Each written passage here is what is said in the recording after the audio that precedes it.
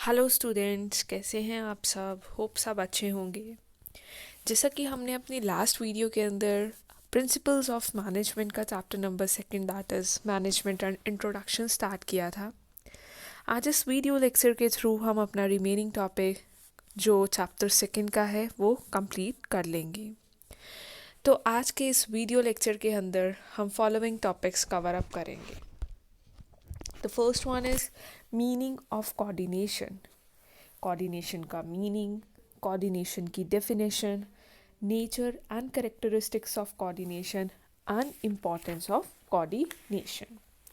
ये टॉपिक्स आज हम इस वीडियो लेक्चर के थ्रू कवर करके chapter number second wind up कर देंगे। तो चलिए करते हैं स्टार्ट।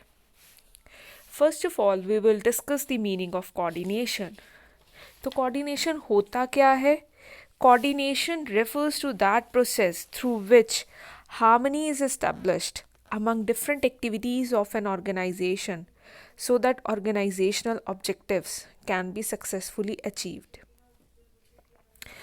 अब हार्मनी का मतलब क्या है? कोऑर्डिनेशन का मतलब क्या है कि एक हम साइक्रोनाइजेशन क्रिएट कर देते हैं सभी एक्टिविटीज़ के अंदर। एक हार्मनी मीन्स एक बैलेंस क्रिएट कर दिया जाता है सभी एक्टिविटीज़ के अंदर, ताकि जो ओवरऑल ऑर्गेनाइजेशन का ऑब्जेक्टिव है उसको हम क्या कर पाएँ, सक्सेसफुली अचीव कर पाएँ। तो मैं दोबारा से रिपीट करती हूँ, कोऑर्डिनेशन क्या है? इसके अंदर हम एक बैलेंस क्रिएट कर देते हैं, एक एक्टिविटीज़ का साइक्रोनाइजेशन हो जाता है, प्लस एक हमारा हार्मनी इज एस्टेब्लिश्ड। हार्मनी का मतलब क्या है? एक बैलेंस क्रिएट हो जाना सभी एक्टिविटीज़ के बीच में। क्यों हम बैलेंस क्रिएट करते हैं? ताकि जो भी हमारा गोल है ऑर्गेनाइजेशन का उसको हम अच्छे से अचीव कर पाएँ। तो एक बार लास्ट टाइम हम दोबारा से 3 पॉइंट्स है कोऑर्डिनेशन के अंदर। मेन कौन कौन से 3 पॉइंट्स है? Harmony is established among the various activities of the organisation. Second one is synchronisation होता है एक्टिविटीज़ का। And third one is balance होता है सभी एक्टिविटीज़ का। क्यों? ताकि हमारा एक ही मेन मोटिव है, that is to achieve the organisational goal. This is all known as coordination. Clear? Next is definition of coordination. यहाँ पर हम जो कोऑर्डिनेशन की डेफिनेशन है वो according to Coons and O'Donnell करेंगे। तो what they are saying, they said that coordination क्या है? Coordination is the essence of management for the achievement of harmony of individual efforts toward the accomplishment of our group goals. तो coordination क्या है? Coordination management का एक essence है। Essence का क्या मतलब है? एक मुख्य हिस्सा है, आप कह लीजिए एक कोर है, ठीक है। तभी for the achievement of harmony, तभी किसके लिए? हार्मनी को अचीव करने के लिए। अभी मैंने आपको हार्मनी का मीनिंग बताया था जब मीनिंग डिस्कस किया था। तो हार्मनी क्या है? सभी एक्टिविटीज़ में एक तालमेल बिठाना, ठीक है, ऑफ इंडिविजुअल एफर्ट्स। क्यों? ताकि हमारे जो गोल्स हैं उनको हम अकम्प्लिश कर पाएँ, उन गोल्स को हम फुलफिल कर पाएँ। ठीक, clear? Next is what are the various characteristics of coordination. Coordination की क्या क्या कैरेक्टरिस्टिक्स हैं? Now we will discuss all the characteristics and features of coordination. तो सबसे पहला जो करेक्टरिस्टिक है कोऑर्डिनेशन का वो है coordination integrates group effort. Group efforts को, ठीक है, कोऑर्डिनेशन की ज़रूरत कहाँ पर पड़ती है? जहाँ पर ग्रुप एफर्ट्स होते हैं, मतलब बहुत सारे लोग मिलकर काम करते हैं, वहीं पर कोऑर्डिनेशन, वहीं पर मेरे को तालमेल बिठाना पड़ेगा। जहाँ पर एक इंडिविजुअल पर्सन ही काम कर रहा है वहाँ पर तो तालमेल बिठाने की ज़रूरत नहीं है। तो कोऑर्डिनेशन क्या करता है? ग्रुप एफर्ट्स को इंटीग्रेट कर देता है, इकट्ठा कर देता है, और उसकी वजह से हम अपने ऑर्गेनाइजेशन के गोल्स को अच्छे से अचीव कर पाते हैं। Coordination ensures unity of action. Coordination की वजह से ही यूनिटी ऑफ एक्शन होता है। वी ऑल नो दैट, जैसे सपोज़ आपके स्कूल में स्पोर्ट्स मीट है, स्पोर्ट्स मीट में मार्च पास्ट होना है। मार्च पास्ट में आपको पता है कि थोड़े दिन पहले वो प्रैक्टिस अगर स्कूल में करवाते हैं, जैसे डिफरेंट हाउसेस की उन्होंने टीम्स बनाई होती है, red house, yellow house, blue house, तो वो प्रॉपर चेक करते हैं ठीक है, प्रॉपर मार्च पास्ट के अंदर जब प्रैक्टिस होती है लेफ़्ट राइट प्रॉपर ड्रम की बीट पर, तो वो प्रॉपर ये कहते हैं कि हर बच्चे का अगर लेफ़्ट की कमांड आई है तो लेफ़्ट लेग उठे, राइट की कमांड आई है तो राइट लेग ऊपर की तरफ उठे। तो वो प्रॉपर प्रैक्टिस क्यों करवाते हैं? ताकि वहाँ पर एक सिमेट्री बनी रहे, वहाँ पर यूनिटी बनी रहे, क्योंकि यूनिटी बनेगी तो वो बहुत अच्छा, जो भी ऑडियंसेस होंगी उनके सामने बहुत अच्छी परफॉर्मेंस हम क्या कर पाएंगे, दे पाएंगे। तो ये किसकी वजह से होगा? प्रैक्टिस की वजह से क्या हो जाता है? कोऑर्डिनेशन एस्टैब्लिश हो जाता है, यूनिटी ऑफ एक्शन आ जाता है। तो ये किसकी वजह से आया unity of action? Only with the help of coordination. Next is coordination is a continuous process. Continuous process का क्या मतलब है? ऐसा नहीं कि मैंने आज कोऑर्डिनेशन इस्टेब्लिश कर दिया, सपोज़ कुछ गड़बड़ चल रही थी ऑर्गेनाइजेशन में, तो मैनेजर ने क्या किया, जहाँ पर जो प्रॉब्लम आई थी सॉर्ट आउट किया, एक बैलेंस मेंटेन करवाया सभी डिपार्टमेंट्स के बीच में, सभी एक्टिविटीज़ के बीच में। तो बैलेंस मेंटेन कर कर बस काम ख़त्म? नहीं, ऐसा नहीं है। Coordination time to time different activities के अंदर इन्वॉल्व करना ही पड़ता है, क्योंकि every activity is different in his own sense. सभी एक्टिविटीज़ क्या होती हैं? डिफरेंट होती हैं। सभी टास्क क्या होते हैं? डिफरेंट होते हैं। ऐसा नहीं है कि एक टास्क में कोऑर्डिनेशन मेंटेन कर दिया तो ऑटोमेटिकली सभी में कोऑर्डिनेशन मेंटेन, नहीं। हमें टाइम टू टाइम सभी एक्टिविटीज़ के अंदर साइक्रोनाइजेशन करना ही पड़ता है, हारमनी को बिल्ड करना ही पड़ता है। So that's why they have said that coordination क्या है? एक कॉन्टीन्यूस प्रोसेस है। Coordination is all pervasive function. Pervasiveness का क्या मतलब होता है? It refers to that truth which is applicable to all spheres. Pervasive का मतलब होता है जो सभी जगह पर एप्लीकेबल हो चीज़। ऐसा नहीं है कि कोऑर्डिनेशन सिर्फ एक बिजनेस ऑर्गेनाइजेशन में ही एप्लीकेबल है, नहीं। आप घर पर देख लीजिए, आप स्कूल में देख लीजिए, आप स्कूल में देख लीजिए कि टाइम टेबल प्रॉपर मेंटेन होता है, हर क्लास का एक अपना टाइम टेबल होता है, टीचर्स को अपना टाइम दिया जाता है, हर टीचर का अपना टाइम टेबल होता है, उन्हें कौन सी क्लास किस टाइम पर लेनी है। तो ये क्यों दिया जाता है? ताकि एक हार्मोनाइजेशन इस्टेब्लिश किया जाए स्कूल के अंदर, कॉलेज के अंदर। सभी लेक्चर्स प्रॉपर टाइमिंग्स पर चले, हर बच्चा अपने जो भी उनके लेक्चर्स हैं उनको अटेंड करे सभी सब्जेक्ट्स के। तो इस वजह से स्मूथली कॉलेज और स्कूल क्या होते हैं? रन होते हैं। तो ऐसा नहीं है कि जो आपका कोऑर्डिनेशन है वो सिंपली एक पर्टिकुलर सेक्टर के अंदर ही स्पेसिफिक है, नहीं। वो हर सेक्टर के अंदर, चाहे वो आप घर ले लीजिए, चाहे आप कोई भी और सेक्टर ले लीजिए, कॉर्पोरेट सेक्टर ले लीजिए, एजुकेशनल सेक्टर ले लीजिए, इंडस्ट्रियल सेक्टर ले लीजिए, हर जगह पर हमें कोऑर्डिनेशन की रिक्वायरमेंट पड़ती है। तो that's why coordination is all pervasive function. Next is coordination is the responsibility of all managers. Coordination is needed. Coordination की requirement हमें सभी लेवल, मैनेजरियल लेवल्स पे पड़ती है, चाहे वो टॉप लेवल हो, चाहे वो मिडल लेवल हो, चाहे वो लोअर लेवल हो। डिफरेंट एक्टिविटीज़ हम परफॉर्म करते हैं डिफरेंट लेवल्स के ऊपर। तो ये रिस्पॉन्सिबिलिटी है किसकी? मैनेजर्स की, कि वो क्या करे, सभी जगह पर कोऑर्डिनेशन को क्या करे? इस्टेब्लिश करे। मैनेजर्स का काम ही क्या होता है? To manage the organisation. Why to manage the organisation? ताकि हम अपने टास्क टाइमली परफेक्टली कंप्लीट कर पाएँ। तो ये हम कब कंप्लीट कर पाएंगे? अगर प्रॉपर हार्मनी क्रिएट होगी सभी एक्टिविटीज़ में, सभी डिपार्टमेंट्स में। तो तभी इन्होंने बोला है कि कोऑर्डिनेशन किसकी रिस्पॉन्सिबिलिटी है? मैनेजर की। नो डाउट हर इंडिविजुअल की अपने लेवल पे है कि वो पूरी अपनी जो भी उसका साथ वाला पर्सन है या साथ वाला डिपार्टमेंट है उसके साथ एक कोऑर्डिनेट मैनर में काम करे। बट ओवरऑल जो रिस्पॉन्सिबिलिटी है to establish the coordination in any organization is the responsibility of manager. Coordination is a deliberate function. Deliberate का क्या मतलब है? कि you have to make effort to create coordination. ठीक है, अब आप अपने स्कूल या कॉलेज में ही देख लीजिए, आपके जो हेड्स हैं, ठीक है, डिपार्टमेंट्स के हेड हैं, वो क्या करते हैं? डेलिब्रेटली, मतलब जानबूझकर या क्या करते हैं? टाइम टेबल वगैरह प्रिपेयर करते हैं। क्यों करते हैं? ताकि कॉलेज के अंदर प्रॉपर टाइमिंग्स के ऊपर प्रॉपर लेक्चर्स रन हो पाएँ। ठीक है, सभी बच्चे अपने सभी सब्जेक्ट्स की क्लासेस लगा पाएँ। तो हमने क्यों किया है, ये हमने डेलिब्रेटली किया है, जानबूझकर किया है, ताकि हमारी जो ऑर्गेनाइजेशन का गोल है, कॉलेज का क्या गोल है कि बच्चे जिस पर्पस के लिए कॉलेज में एडमिशन ले रहे हैं उनको वो प्रॉपर एजुकेशन मिल पाए और एक वो सक्सेसफुल करियर और सक्सेसफुल लाइफ अपनी फ्यूचर में जी पाए। तो कोऑर्डिनेशन क्या है, तो जो आपके टाइम टेबल्स वगैरह बनाए जाते हैं ताकि कॉलेज के अंदर जो एक्टिविटीज़ हैं वो एक एक साइक्रोनाइजेशन मैनर में क्या हो पाए, रन हो पाए। तो ये क्यों की गई है, ये जानबूझकर की गई है। तो इसीलिए इन्होंने बोला है कि जो कोऑर्डिनेशन है वो क्या है, एक डेलिब्रेट फंक्शन है।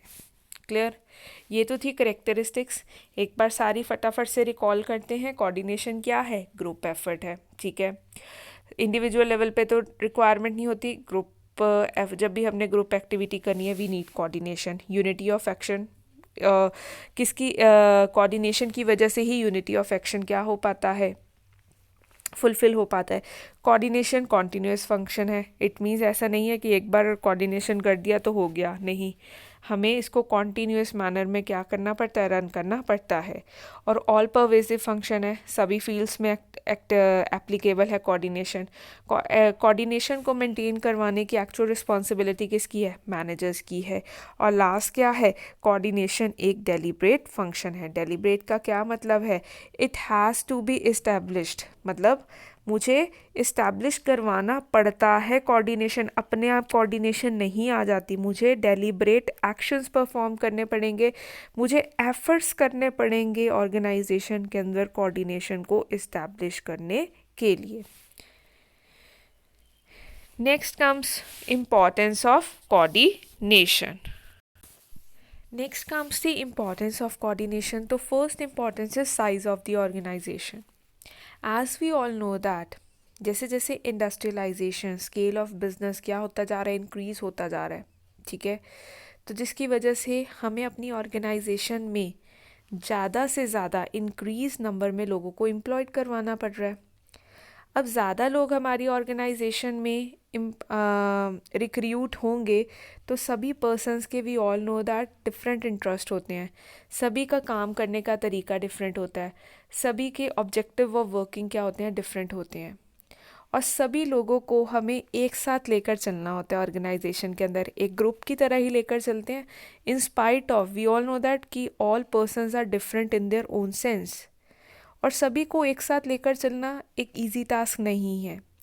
सो बहुत ज़्यादा ज़रूरी उस टाइम पर हो जाता है कि मैं एक ऐसा इन्वायरमेंट क्रिएट करूं कोऑर्डिनेशन के थ्रू कि सभी अपना पूरे से पूरा योगदान दे, कंट्रीब्यूशन दे और मेरी ऑर्गेनाइजेशन के ऑब्जेक्टिव्स अचीव हो पाए। ये किसकी वजह से होगा, अगर कोऑर्डिनेशन होगा, यूनिटी ऑफ एक्शन होगा, तभी ये चीज़ मुमकिन हो पाएगी। Next is functional differentiation. As we all know that, ठीक है, हमारी ऑर्गेनाइजेशन के अंदर डिफरेंट डिपार्टमेंट्स होते हैं। तो उस समय पर वहाँ पर डिफरेंट पर्सनालिटीज़ के लोग काम कर रहे हैं, तो सभी के इंटरेस्ट में क्लैश आ सकता है। भी जैसे आपने देखा होगा क्लास में भी, आप चाहे 2-3 फ्रेंड्स का ग्रुप भी है तो सभी की राय डिफरेंट होगी एक पर्टिकुलर चीज़ के लिए, तो कई बार लड़ाई झगड़ा छोटा मोटा हो जाता है। सच अ सिचुएशन, और इस तरह की जो सिचुएशन होती है, अगर मैं ऑर्गेनाइजेशन में बात करूं तो अगर इस तरह के छोटे मोटे क्लैशेस आते रहें तो मेरे ऑर्गेनाइजेशनल के ऑब्जेक्टिव्स कभी भी अचीव नहीं होंगे। तो इन क्लैशेस को अवॉइड करने का एकमात्र तरीका यही है कि एक प्रॉपर कोऑर्डिनेशन इस्टेब्लिश किया जाए, ठीक है, किनके बीच में, डिफरेंट डिपार्टमेंट्स के बीच में। तो ये किसकी वजह से मुमकिन हो पाएगा, only with the help of coordination, only with the help of synchronisation of activities. ये सारे के सारे एक तरह के सिनोनियम्स हैं किसके, कोऑर्डिनेशन के। क्या क्या है, synchronization of activities, harmony create करवाना ऑर्गेनाइजेशन के अंदर, एक बैलेंस मेंटेन करवाना ऑर्गेनाइजेशन के अंदर। Third importance is specialization. Specialization की वजह से हम स्पेशलाइजेशन है क्या, अब देख लीजिए हमारी ऑर्गेनाइजेशन में जो स्पेशलाइजेशन है उसको बहुत ज़्यादा इम्पोर्टेंस दी जाती है। हमारे ऑर्गेनाइजेशन के पास, ठीक है, स्पेशलाइजेशन का अगर मेरे को बेनिफिट अवेल करवाना है तो हम एक एक्टिविटी को डिवाइड कर देते हैं किसके बीच में, सब एक्टिविटीज़ के बीच में, मतलब टुकड़े कर दिए एक एक्टिविटी के, फिर ये काम तू करेगा, ये काम तू करेगा, ये काम तू करेगा, सबको फिर मैं वो हम क्या करते हैं वो एक्टिविटीज़ बांट दी जाती हैं कि this particular person will do this particular task, another person will do this particular task, इस तरह से काम अलॉट कर दिया जाता है। हर पर्सन क्या करता है उस काम को बारी बारी से करता है। जब वो बारी बारी से उस काम को करता है तो वो क्या हो जाता है, स्पेशलाइज्ड हो जाता है, ठीक है। और in such a situation, in order to complete the activities being performed by various persons successfully, it is necessary to establish the coordination among them। तो अब देख लीजिए हर पर्सन क्या करता है, every person wants to do his work in his own way. अब जब मैंने एक्टिविटीज़ को टुकड़ों में बांट दिया, वो पर्सन क्या करता है, बार बार उसी काम को करता है। जब वो बार बार वो स्पेशलाइज्ड हो जाता है। लेकिन एक मिनट के लिए यहाँ पर सोचिए कि जब वो अपना काम करता है उसे दूसरों से कोई मतलब नहीं होता। उसे होता है कि जो मुझे टास्क दिया गया है मैं उसे फटाफट से कंप्लीट कर लूँ। उसे नहीं है कि ऑर्गेनाइजेशन का इससे ऑब्जेक्टिव अचीव होगा कि नहीं होगा, उसे ये है कि मुझे इस काम में स्पेशलाइज्ड बनना है। बट इस तरह से क्या ऑर्गेनाइजेशन का ऑब्जेक्टिव अचीव हो पाएगा? नहीं। इन सच अ सिचुएशन मेरे को तो एज अ मैनेजर हमें क्या चाहिए कि जो मेरा ओवरऑल ऑब्जेक्टिव है वो टाइमली अचीव हो जाए। मुझे अगर 1000 यूनिट्स बनाने हैं 10 दिनों के अंदर, तो 10 दिनों के अंदर वो हो जाना चाहिए। लेकिन जो नीचे सब ऑर्डिनेट्स होते हैं उन्हें होता है कि जो उन्हें पर्टिकुलर टास्क दिया है वो कंप्लीट हो जाए, चाहे 1000 यूनिट बने चाहे ना बने, क्योंकि फाइनल अकाउंटेबिलिटी उनकी नहीं है। तो एक मैनेजर जो है उसे क्या करना पड़ेगा, सभी जितने भी सब ऑर्डिनेट्स हैं उनके बीच में क्या करना पड़ेगा, एक आप कह लीजिए एक हार्मनी क्रिएट करनी पड़ेगी, ताकि जो 1000 यूनिट्स है वो 10 डेज़ के अंदर बन जाए। तो ये किसकी वजह से मुमकिन हो पाएगा? Only with the help of coordination. और जो लास्ट इम्पॉर्टेंस है कोऑर्डिनेशन की वो है इंटरडिपेंडेंस ऑफ डिफरेंट प्रोसेसेस। हमें मालूम है एक चीज़ को बनाने के लिए पूरा एक प्रोसेस होता है। और जैसे आप शुगर का ही एग्जांपल लीजिए, शुगर केन हमने फार्म से लिया, उसके बाद बहुत सारे प्रोसेसेस से वो शुगर केन गुजर के जाता है, तब शुगर क्रिस्टल्स जो है, जो चीनी है, वो फॉर्म होती है, ठीक है। अगर बीच में से एक भी स्टेप गलत हो गया तो वो चीनी प्रॉपरली नहीं बन पाएगी। आप घर पर भी एग्जांपल लीजिए, अगर आप कोई कुकिंग रेसिपी ट्राई कर रहे हैं, ठीक है, अगर आपने कोई भी स्टेप में गड़बड़ी कर दी तो वो रेसिपी उस तरह की नहीं बनेगी जैसा कि आपने सोचा था। लेकिन अगर आपने सभी स्टेप्स प्रॉपरली फॉलो किए, प्रॉपर कोऑर्डिनेशन के साथ वो रेसिपी बनाई, तो क्या होगा, जो आपने जिस तरह का सोचा था वैसा ही वो प्रोडक्ट बनेगा, वैसी ही वो रेसिपी बनेगी। तो ये किसकी वजह से? अब ये सारे के सारे जो स्टेप्स थे कुकिंग रेसिपी के, वो भी क्या थे? इंटरडिपेंडेंट थे। अगर आपने फ्राइंग ढंग से नहीं की तो नेक्स्ट स्टेप में प्रॉब्लम आएगी। अगर आपने ग्रेवी प्रॉपरली नहीं बनाई तो जो लास्ट स्टेप है वो सही से नहीं बन पाएगा। तो ऑल प्रोसेसेस क्या हैं? इंटरडिपेंडेंट है। और इनके बीच में तालमेल बिठाना किसकी वजह से हो पाएगा? Proper coordination. जो जैसे जैसे बताया गया था उस रेसिपी को आपको वैसे ही फॉलो करना पड़ेगा, तभी वो चीज़ वैसे बनेगी, ठीक है। तो इंटरडिपेंडेंट प्रोसेसेस जो हैं ऑर्गेनाइजेशन के अंदर, वो क्या है? इंटरडिपेंडेंट है। अगर एक में गड़बड़ हुई तो मेरा ऑर्गेनाइजेशनल का ऑब्जेक्टिव अचीव नहीं होगा। तो उस गड़बड़ को रोकने के लिए हम क्या करेंगे? कोऑर्डिनेशन मेंटेन करेंगे सभी प्रोसेसेस, सभी स्टेप्स के बीच में जो भी उस प्रोसेस के अंदर फॉलो किए जाएंगे। क्लियर? एक बार दोबारा से फटाफट से रिकॉल कर लेते हैं इम्पॉर्टेंस क्या थी, कि जो साइज़ है ऑर्गेनाइजेशन का वो बड़ा हो गया है, इस वजह से कोऑर्डिनेशन की रिक्वायरमेंट पड़ी। ऑर्गेनाइजेशन के अंदर डिफरेंट फंक्शंस परफॉर्म होते हैं, उन फंक्शंस में तालमेल बिठाने के लिए मुझे कोऑर्डिनेशन की ज़रूरत पड़ी। थर्ड है स्पेशलाइजेशन। ऑर्गेनाइजेशन में स्पेशलाइजेशन फॉलो किया जाता है, लेकिन स्पेशलाइजेशन के वजह से कई बार ओवरऑल ऑब्जेक्टिव्स को एम्प्लॉइज़ इग्नोर कर देते हैं। लेकिन अगर इग्नोर करेंगे तो हमारा काम नहीं चलेगा। तो उस इग्नोरेंस को भी रोकने के लिए हमें क्या करना पड़ेगा? कोऑर्डिनेशन इस्टेब्लिश करना पड़ेगा। और लास्ट क्या था? डिफरेंट प्रोसेसेस के अंदर क्या है? इंटरडिपेंडेंस है। तो इंटरडिपेंडेंस है और तालमेल इंटरडिपेंडेंस में हमें क्या करना पड़ेगा, प्रोसेस को सही ढंग से फॉलो अप करने के लिए कि मेरा टाइमली ऑर्गेनाइजेशनल का ऑब्जेक्टिव अचीव हो जाए, मुझे अपनी ऑर्गेनाइजेशन के अंदर क्या करना पड़ेगा, कोऑर्डिनेशन इस्टेब्लिश करना पड़ेगा। तो स्टूडेंट्स, ये था आज का टॉपिक कोऑर्डिनेशन का, जिसके अंदर मीनिंग किया हमने, डेफिनेशन की, कैरेक्टरिस्टिक्स की है कोऑर्डिनेशन के, और लास्ट में इम्पोर्टेंस की। तो इसके साथ हमारा चैप्टर नंबर 2 जो है management and introduction fully complete होता है। अगर किसी स्टूडेंट को किसी भी टॉपिक में कोई भी डाउट है या क्वेरी है, तो आप कमेंट सेक्शन में कमेंट करके अपने डाउट्स और क्वेरीज़ को ले सकते हैं। तो आज के लिए बस इतना ही। मिलते हैं अपनी नेक्स्ट वीडियो के अंदर with a very new chapter.